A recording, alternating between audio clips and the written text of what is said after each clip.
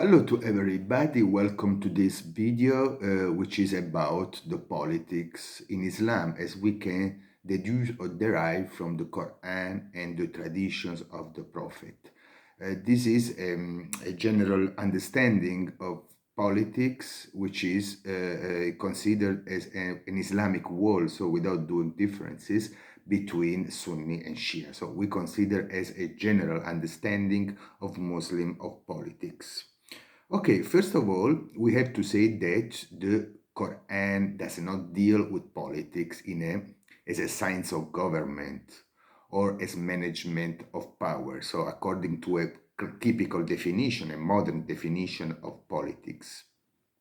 However, the Muslims understood politics within the general ethical mission of Islam, and they deduce it both from the experience of the Prophet, which we will see in a second, and two, by reading the Quran and putting together principles that together, as I will show in this video, may be said to be forming, to be shaping an Islamic or a Quranic political frame. So let's see first the message, the risala, the experience of the Prophet, how was political and in which sense understood it the Muslims. So as it is well known, the prophetic mission was divided into two parts. The first part from 57 to 60 to 622 was the Meccan period, during which the message was strongly focused on ethical and social themes, in addition to the eschatological ones. Those were directly linked to a political, theological uh, implications.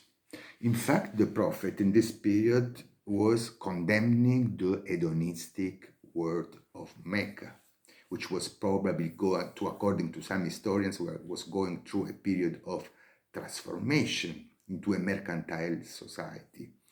But what is important from our point of view is that the Prophet denounced the ruling elite as unjust, which was equal to unethical. So they were refusing the message because they were unjust and they were unethical. This is the political and connection to the ethical aspect of this period, which also was made through denouncing the injustice of the Meccan world. Let's see some example. In Quran, for example, 171 to 3, hast thou seen him who cries, lies to the doom? The doom is the final judgment. That is he who repulses the orphan and urges not the feeding of the needy. You see the connection between the one who denies the revelation and makes injustice is done. Again, Quran 89, 17, 20. No, indeed, but you honor not the orphan, and you urge not the feeding of the needy, and you devour the inheritance greedily, and you love wealth with an ardent love. So the connection is very clear between the one who refuses the message and the one who is unethical, is socially unjust, and therefore is politically condemnable. Is a ruling elite that need to be overthrown in order to apply both Islam and justice. After the Hijrah, which begins in 622, the Hijrah is the emigration which starts from the Prophet emigrating from Mecca to Medina. The Prophet established a new community, which is called the Ummah, and gives to this community an ideology, we may say, which is Islam. So a new idea of staying together, and therefore from his ethical principles, establish the law. So in this sense, it is even more straightforwardly political, in the sense that it starts ruling as a governor through laws.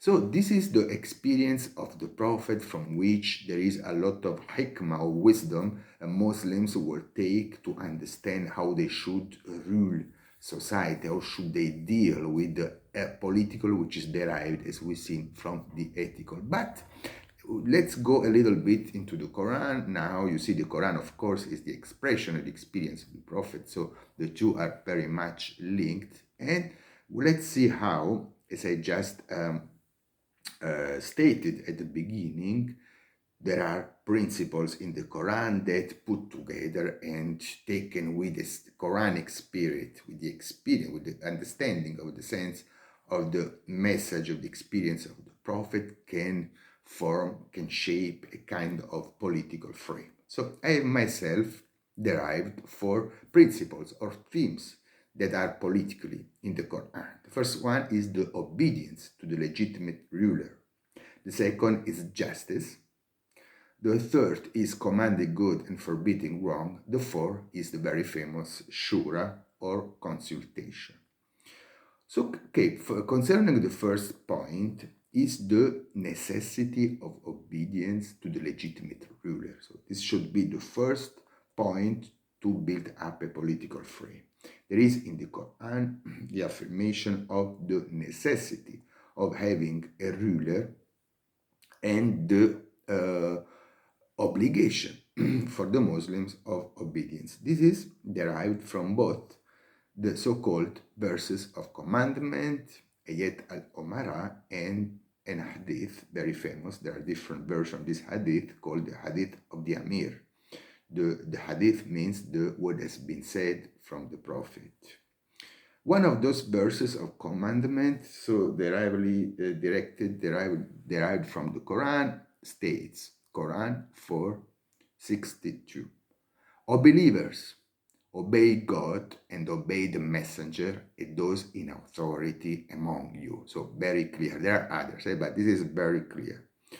The hadith of the Amir instead stressed the necessity of commandment. Quote, if 3 people are traveling, then appoint one from amongst you to be the Amir. So this is from the Prophet's word recommendation to the companions, as it has been reported. So obedience to the ruler and necessity of commandment. This is a very clear principle established in the Quran and in the Sunnah, but we should go further and to try to ask the question. Notwithstanding this clear statement of the obligation of commandment and of obedience, how unquestionable should be this obedience, whilst the necessity of commandment is very clear? So how far should be the Muslim going into obeying the ruler?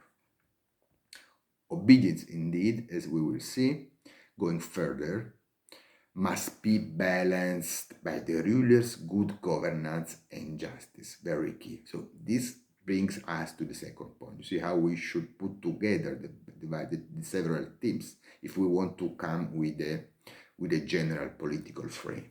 So to understand the first point, we should link to the second point, which is justice. Justice in the Quran is a very widespread concept which regards in general ethical behavior.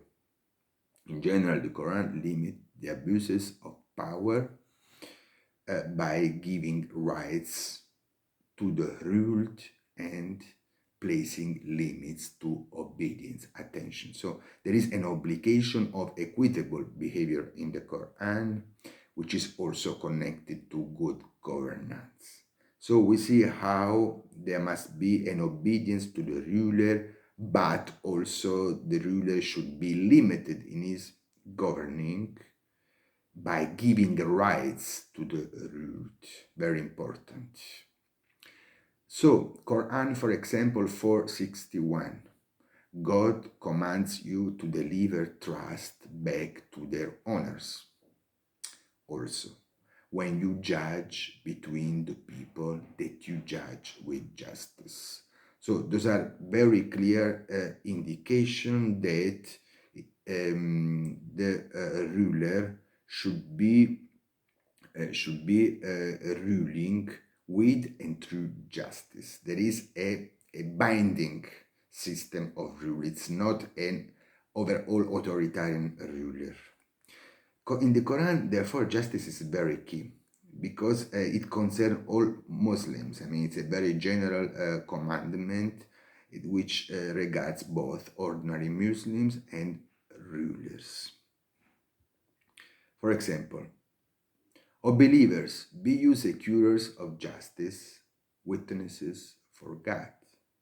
And again, we are in Quran 5:11. Let not detestation for a people move you not to be equitable. Be equitable, that is nearer to God fearing. Therefore, acting with justice and being equitable is a moral imperative for the Muslim community as a whole. Therefore, we conclude that this key concern for justice is a general binding for the community which regards ruled and rulers, which in concerning the rule comes as a limitation of his power. So this leads us to the third point, commanding good and forbidding wrong, this seminal Quranic principle. God has called for Muslims to become a people of justice. Okay, so this is very political principle in the sense that justice is not just something that is announced in the state, but there is commanding, there is an active action of making justice. So a general communitarian mission of providing and promoting justice. Quran 3:100. Let there be one nation of you calling to good and binding to honor and forbidding dishonor. Those are the prosperers. So in this translation, it says binding to honor. In others says binding to good and forbidding wrong, which is the same. This was Quran 3:100. In Quran 3:106, you are the best nation even brought forth to men, binding to good and forbidding wrong, and believing in God. So you see, believing in God is very much connected to promoting justice, forbidding injustice, with this, which is linked to the ethical aspects of Quran, as we said from the beginning. Therefore, commanding good and forbidding wrong is a dutiful ethical commitment. On the part of the believer, you see, there is always an active role of the believer in Islam. So the political is not only on the ruler side, but the political implication in the relation between the ruler and the ruled is in that the necessity of promoting good commits the Muslim ruled to act against the ruler that does do wrong and is indeed an unjust ruler because does not apply the principle of a just and equitable government. Very important. But again, should go further because this commanding good and forbidding wrong is a very key principle that led the Islamist activists in the contemporary times.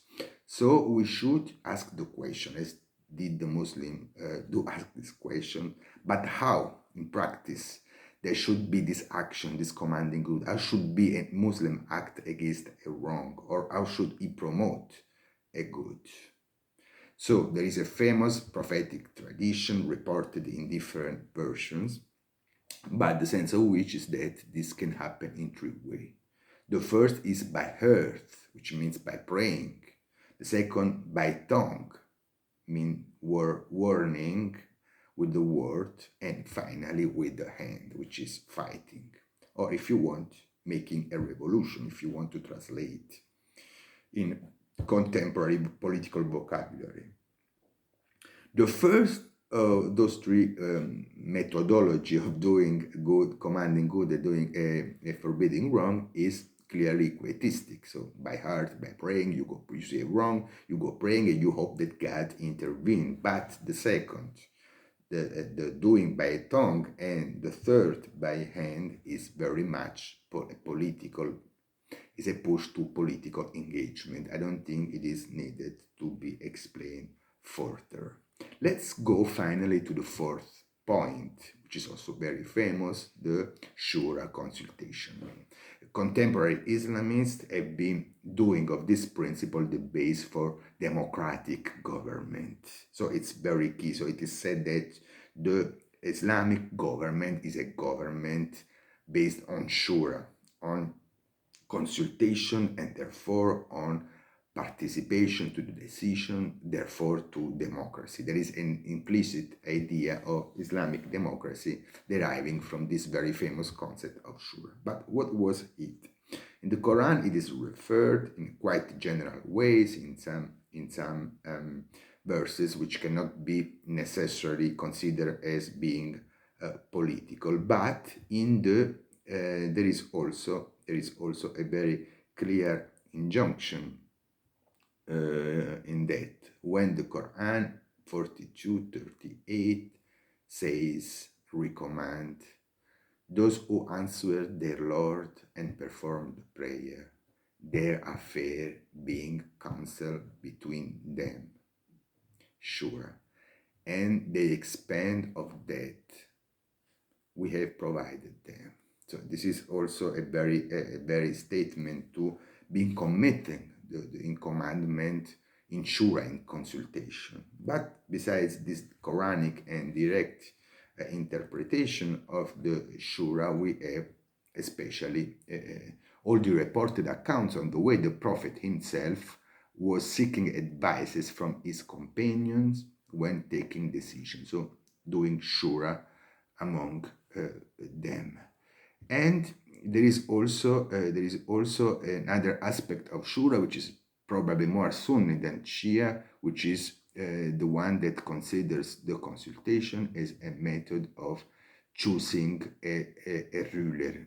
At the beginning, at least, of Islam, it was very important to say that when they were protesting against the Umayyad Caliphate, which introduced the hereditary system of government, the monarchy in a sense, those Muslims, many opposing it, were said that no, the Ummah, the community, should choose the leader. And this was a concept that they took from the Quran, which itself took from the traditional tribal society when the elders gathered among them to take decisions and also chose one among them which was considered an equal among the others and only their representative, not in a sense of an absolutist ruler. The Quran took this principle but made it Islamic in the sense that it argued that instead of tribal society, the principle of choosing the leaders should be done following the taqwa, the religious piety, so the ethical commitment, and the religious knowledge, the knowledge of the religion, which was also of knowing how to rule according to the ethical commitments of the Quran. So in conclusion, there is a general political frame which can be derived from both the experience of the Prophet, so the Sunnah, which we can understand also from the Sunnah of the Quran or by interpreting a Quranic spirit, but also taking with reading the Quran in a certain way. There are themes that put together gives us what the Muslims have considered a general political Islamic frame. I hope you enjoyed this video. Please put like if you did, it helps me. And of course, if you want even encourage me further, subscribe to this channel. I will see you to the next video.